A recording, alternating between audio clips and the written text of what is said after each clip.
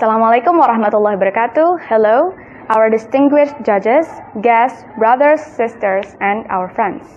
Let's thank to God for the blessings and gifts that God has given, both in the form of wealth, health, and opportunities.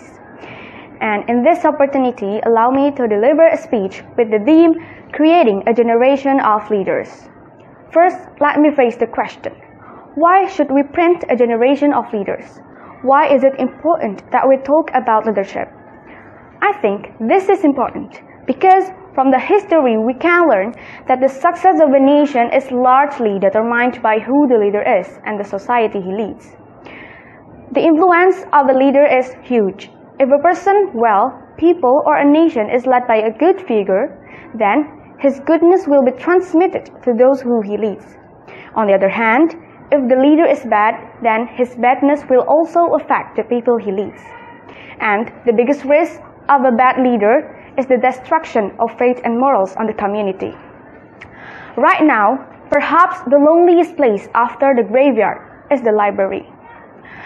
The emergence of various kinds of entertainment led us to convert and stop improving ourselves.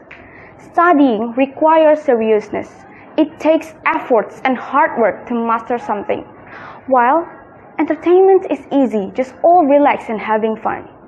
Ladies and gentlemen, back to the main idea that I want to convey, namely about the generation of leaders.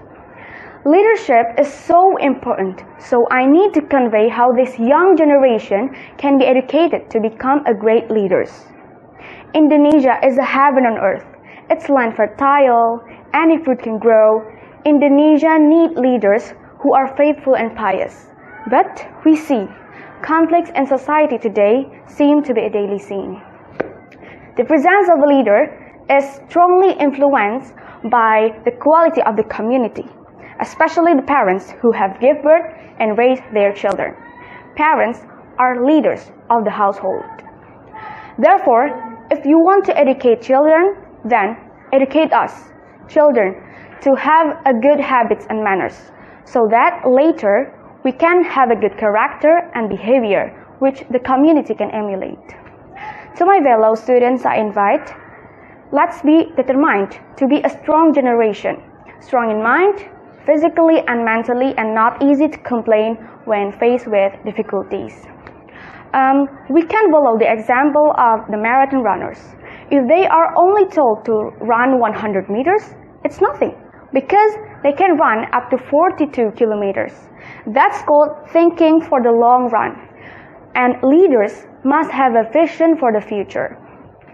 Now, it may seem easy to complain about the need to study, because we lack the enthusiasm to explore knowledge, is limited insight, and do not have a long-term vision yet.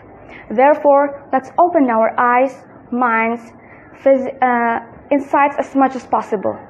Okay, in world affairs, we can learn from the Japanese. The Japanese have been taught since childhood to think long-term vision, to think how to create technology for the next 150 years. In matters of afterlife, we have also learned about the death, the apocalypse, heaven and hell.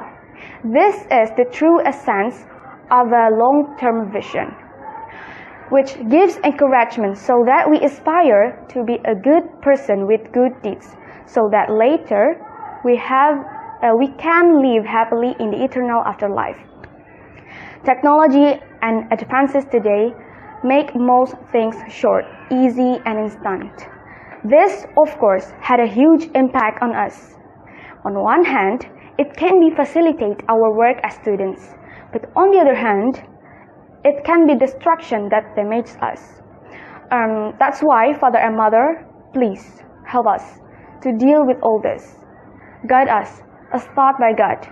Don't teach us to think short-term and pragmatically that the sole purpose of school is to find work and to make money. Guide us to think long-term vision, to have the strength for our better future. Thank you. From the bottom of my heart, I am Levana from MTSN 7 Jakarta. Goodbye. Assalamualaikum warahmatullahi wabarakatuh.